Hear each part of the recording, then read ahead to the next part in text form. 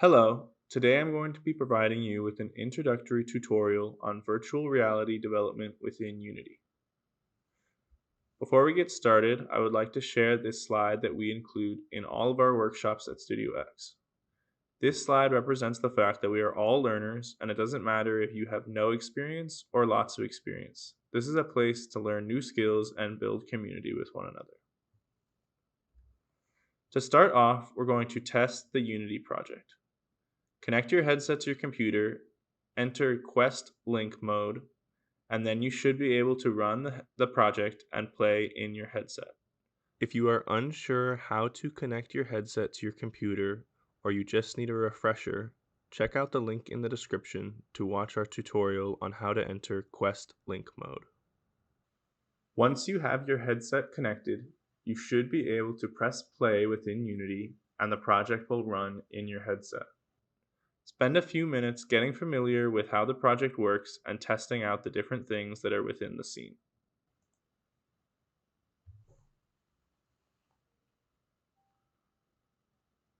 The first thing you should check out is this menu on the wall. This menu will allow you to change movement options. I will discuss what these movement options are momentarily. To interact with the menu, place your right thumb on the lower button of your right controller and use the trigger button to interact with the menu. By changing these options, you can change the way you move within the game. To interact with objects, use the grip button on either hand.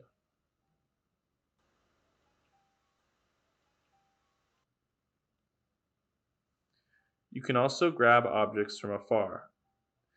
If you hold your palm up towards an object, you'll see a green line extending from your palm towards the object.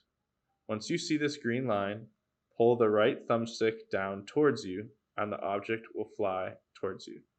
Use the grip button to grab the object once it is nearby.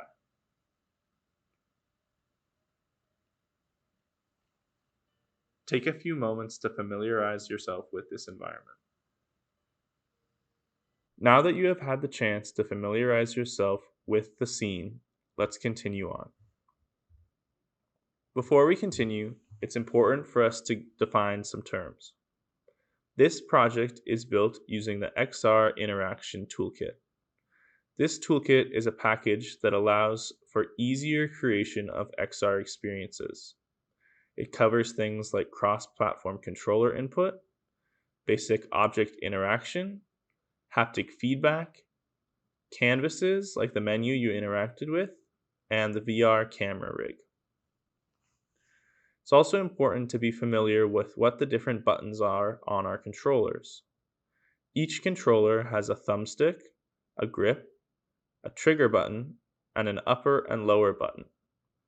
The grips are located on the side of each controller, while the triggers are located in the back.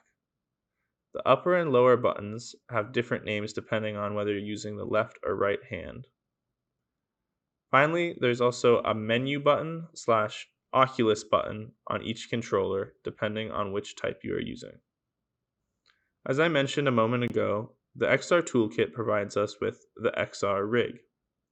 This represents our users' eyes, ears, and hands in the virtual world. It's what allows the player to move, pick up objects, and hear sounds and interact with things like the menu. This is really great because it allows us to develop VR experiences quickly without having to do all of this from scratch, which can be fairly complicated. Another important part of this system is the locomotion system.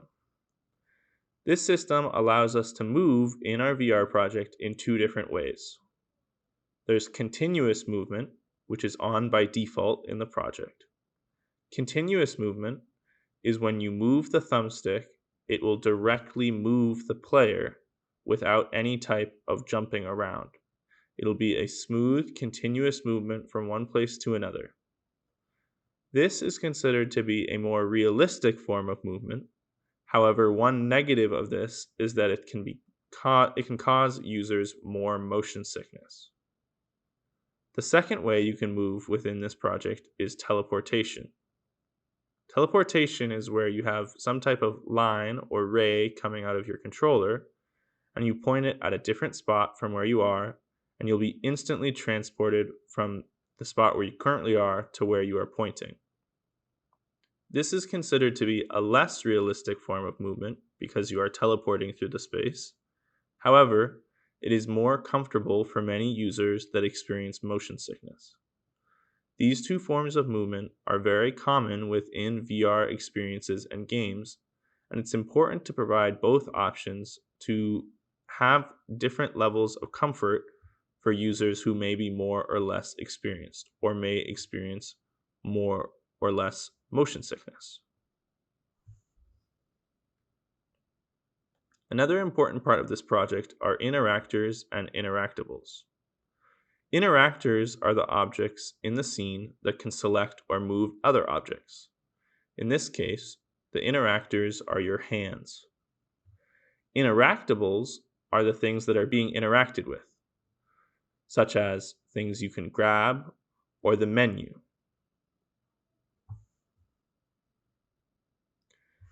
Next up, we are going to test out teleportation movement within the project. To teleport, press your thumb on the A button to make the line appear, and use the grip button to teleport to wherever the line is. Before you can teleport, you must select teleportation in the Move Style section of the menu. I will demonstrate that now. This is the Movement Style section of the menu. Once I select teleportation, I am now able to teleport around the scene. You can see that when I have my thumb on the lower button of my right hand, I get this green line coming out of my hand. When I put this line at certain areas around the scene, a little marker shows up that lets me know where I will be teleporting to. If I press the grip button, I will teleport to that marker.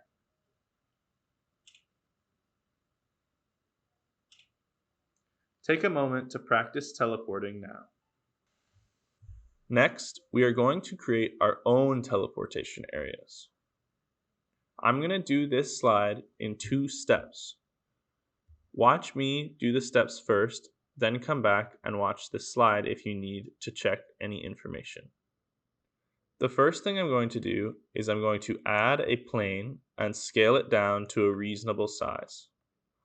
I'm going to press Game Object, 3D Object, and Plane. You can notice that it doesn't look like anything was added. That's because my plane has actually been added underneath the ground. So the first thing I want to do is reposition it so that it's in my scene. Next, I'm going to scale it. You may have to switch between moving it and scaling it in order to get it in the position and size that you want.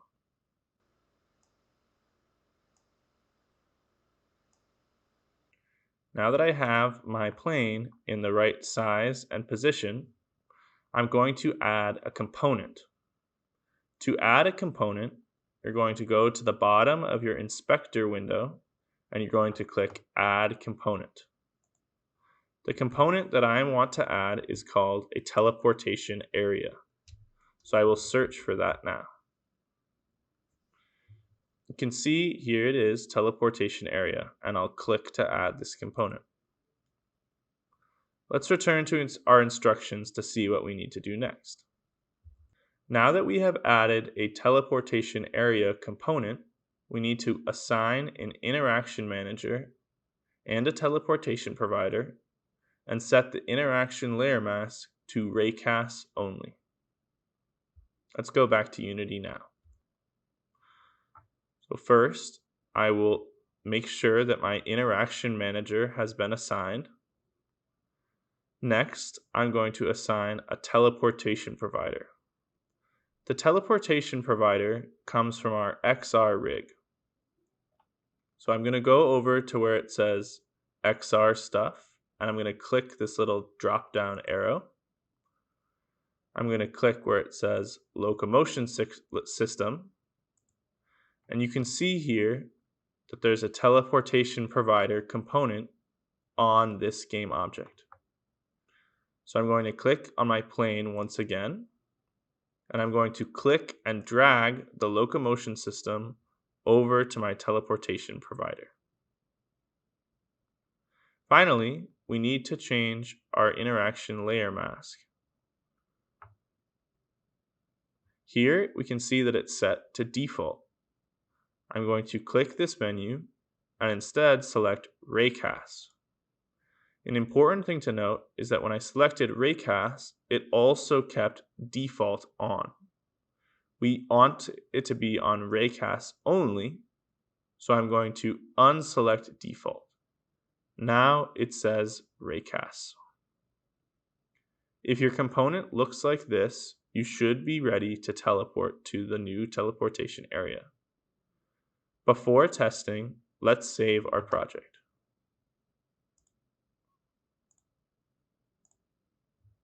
We are now ready to test our new teleportation area. Let's do that now.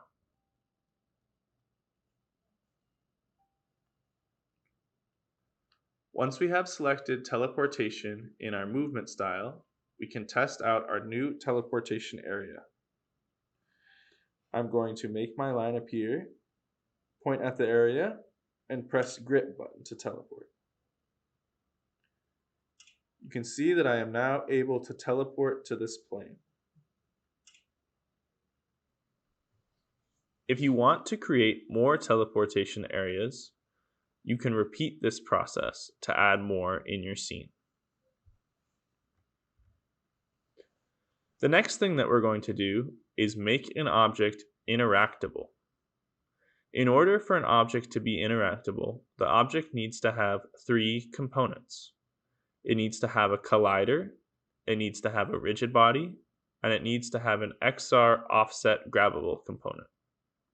Let's make our new interactable in Unity now. To start, I'm going to add an object that will make interactable. The object I'm going to use is a simple cube. I'm going to select Game Object, 3D Object, Cube.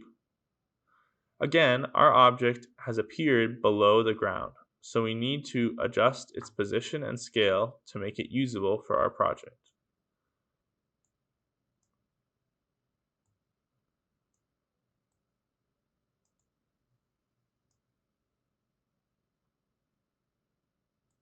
Now the object is a pretty reasonable size. I'm going to move it into the corner so it's easily accessible once we start playing. You may notice that when I added this object, it had a collider already on it. That's because a cube is one of the primitive objects included with Unity. You may find, however, that when you bring in other objects, they won't have a collider by default. So make sure you add the collider if you want it to be interactable. Next, we're going to add a rigid body component. So I'm going to click Add Component. I'm going to search for rigid body, and I'm going to click to add the rigid body. Finally, we need an XR offset grabbable component. So I'm going to click Add Component. I'm going to search for XR offset grabbable, and I'm going to click to add the component. Let's test out our new interactable object now. You can see I am now able to grab my new grabbable and interact with it.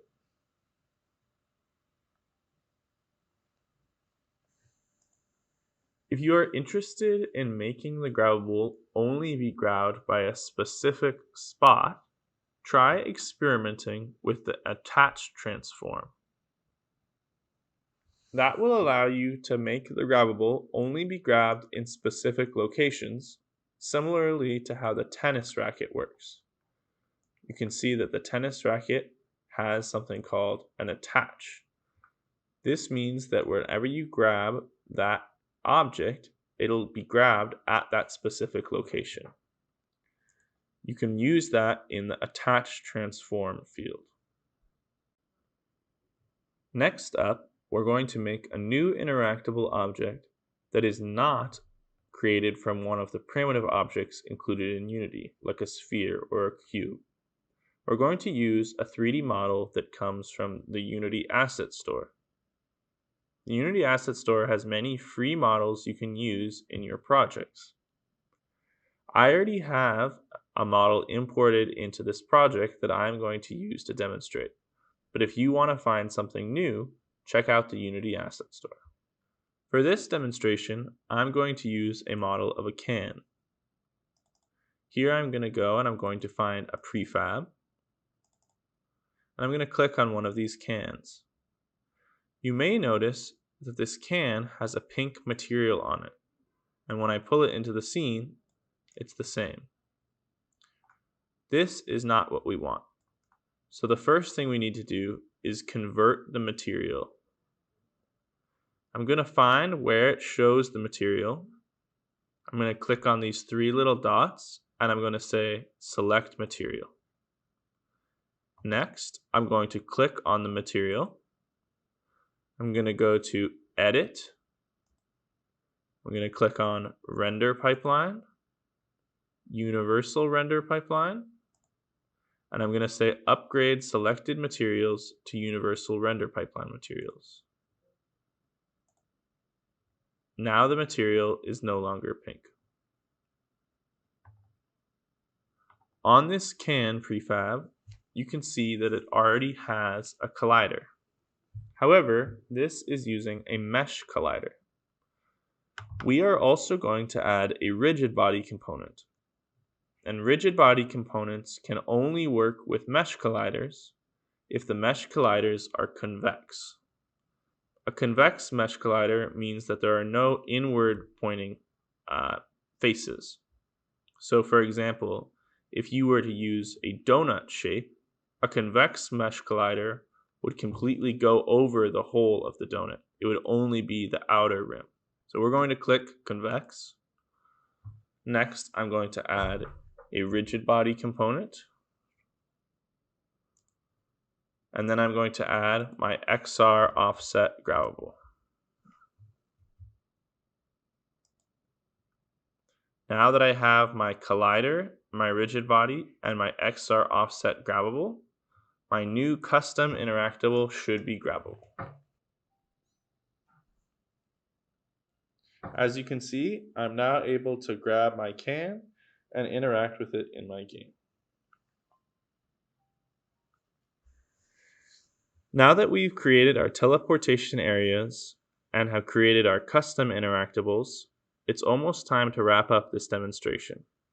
Before we continue, I think it's important to mention a few tips when you're importing objects from Blender to Unity. First off, using the FBX file format is typically best when exporting from Blender.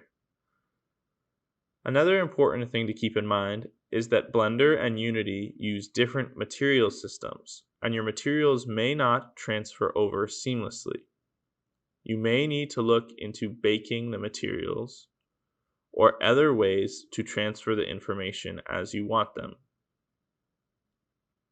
Another thing to keep in mind is to not have lots of unnecessary objects. This could include lights or cameras in your Blender scene, or just miscellaneous other items that you don't want included in your core object.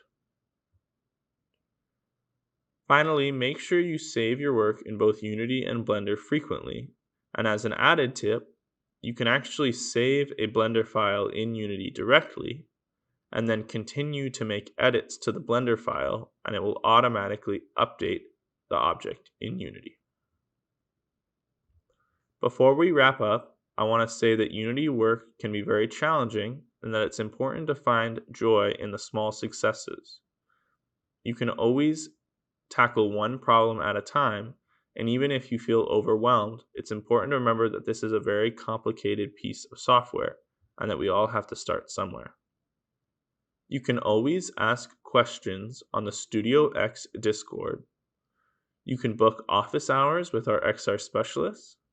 And don't be afraid to Google any problem you might have. Typically, if you have a problem in Unity and you search your specific problem with the word Unity at the end, you'll find similar problems that people have asked in the past often with solutions. This is a very, very helpful resource. Finally, if you're looking for assets such as models or help with a specific piece of complicated code, check out the Unity Asset Store or Sketchfab for other models. These are both great resources and can help you speed up your development process greatly. Thank you for watching this demonstration, and I hope it was educational.